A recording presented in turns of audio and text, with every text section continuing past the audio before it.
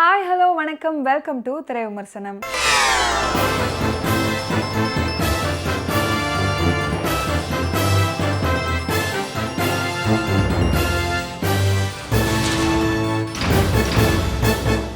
இன்னைக்கு திரை விமர்சனம் நிகழ்ச்சியில் நாம பார்க்க போற திரைப்படம் 10 ஹவர்ஸ். 10 மணி நேரத்தில் நடக்கிற கொலைகளை கண்டுபிடிக்கும் போலீஸ் அதிகாரி எதிர்கொள்ளும் பிரச்சனைகள், இதுதான் இந்த படத்தோட மையக்கரு. ஒரு இரவு, ஒரு பேருந்து, ஒரு கொலை. பஸ்ஸில் பயணம் செய்யும் 25 பயணிகள். இதுதான் இந்த படம் முழுக்க. டுவின் ஸ்டுடியோஸ், லதா பாலு மற்றும் துர்காயினி வினோத் ப்ரொடியூஸ் பண்ணியிருக்கிற இந்த படத்தில் சிபிராஜ், கஜராஜ், திலீபன், ஜீவா ரவி, ராஜ் ஐயப்பா, முருகதாஸ், உதயா, சரவண சுப்பையா, சாருமிஷா, நிரஞ்சனா இவங்கெல்லாம் அந்த படத்தில் நடிச்சிருக்காங்க.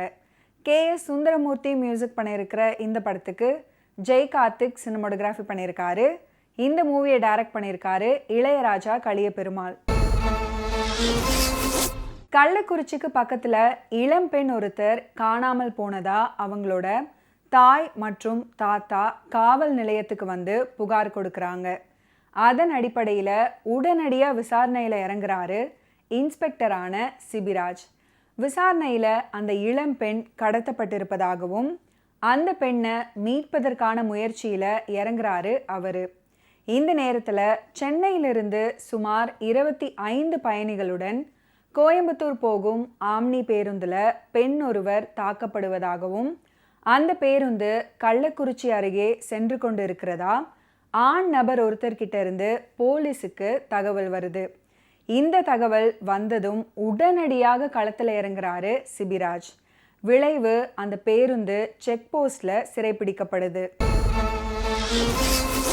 சிபிராஜ் செக் போஸ்ட்ல சிறைப்பிடிக்கப்பட்ட பேருந்தின் உள்ளே சோதனை செய்கிறாரு.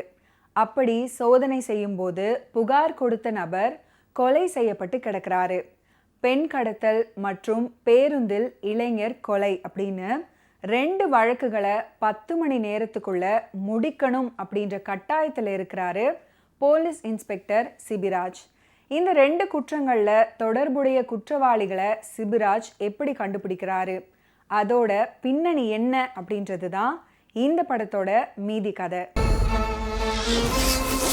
ஒரு குறிப்பிட்ட கால அளவுக்குள்ள நடக்கிற திரைக்கதை, ஓடும் பேருந்து, தொடர் கொலைகள், அது தொடர்பான விசாரணைகள், இது எல்லாமே 10 மணி நேரத்துக்குள் அப்படின்ற ஒரு நிகழ்வை எடுத்துக்கிட்டு அதுக்கு திரைக்கதை அமைச்சு படத்தை கொடுத்துருக்காரு இந்த படத்தோட director Ilaiyaraja Kaliyaperumal. Sibiraj New York film அகாடமியில் நடிப்பு பயின்ற இவர் 2003ஆம் ஆண்டு ஸ்டூடெண்ட் நம்பர் 1 படத்தின் மூலம் தமிழ் சினிமாவுக்கு அறிமுகமானார். தொடர்ந்து லீ, கோவை பிரதர்ஸ், மண்ணின் மைந்தன், வெற்றிவேல் சக்திவேல், ஜோர் உள்ளிட்ட பல படங்களில் நடிச்சிருக்காரு. இந்த படத்தில் சிபிராஜ் போலீஸ் இன்ஸ்பெக்டர் கேரக்டரில் நடிச்சிருக்காரு. உடலுக்கு வேலை கொடுக்கிற ஆக்ஷன் காட்சிகள் மற்றும் உடையிலும் மிடுக்காக துடிப்பாக வலம் வர்றாரு. இன்வெஸ்டிகேஷன் காட்சிகளில் அவரால் முடிஞ்ச வரைக்கும் அவரோட கதாபாத்திரத்துக்கு நியாயம் சேர்த்திருக்காரு அவரோட நடிப்பால். குறிப்பாக சொல்லணும்னா எந்த இடத்துல சிந்திக்கணும், எந்த இடத்துல செயல்படுத்தணும், எப்போது அதிரடி காட்டணும் அப்படின்றத ஓரளவு கரெக்டாக செயல்படுத்தியிருக்காரு. என்ன, இவரோட அப்பாவுக்கும் இவருக்கும் உள்ள பெரிய வித்தியாசம் என்னன்னா, அவர் பகுத்தறிவு பேசுபவர், இவரோ பட்டையை போட்டுக்கிட்டு சபரிமலை போக மாலை போட்டுக்கிட்டு வராரு. இந்த படத்தில் கஜராஜ் போலீஸ் சப் இன்ஸ்பெக்டர் கேரக்டரில் நடிச்சிருக்காரு.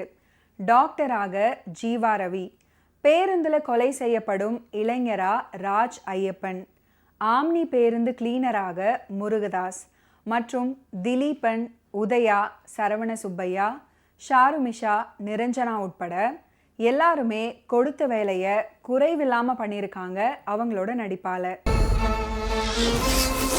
கதை முழுவதும் இரவில் நடக்கிறதால இரவு நேர காட்சிகள், பேருந்து பயணம், தேசிய நெடுஞ்சாலை அப்படின்னு காட்சிகளை நேர்த்தியாக படமாக்கியிருக்காரு இந்த படத்தோட சினிமாட்டோகிராஃபர் ஜெய் கார்த்திக் தன்னுடைய சினிமோட்டோகிராஃபியில். இசையமைப்பாளர் கே.எஸ். சுந்தரமூர்த்தியின் பின்னணி இசை திரைக்கதையோடு பார்வையாளர்களை ஒன்றிணைய வைக்குது இந்த படத்தில். Editor Lawrence Kishore, art director Arun Shankar Durai, stunt director Sakthi Saravanan உட்பட தொழில்நுட்ப கலைஞர்களோட பணி படத்தின் நிறைவு. மீண்டும் அடுத்த வாரம் திரை விமர்சனம் நிகழ்ச்சியில் சந்திப்போம். அதுவரை நன்றி, வணக்கம்.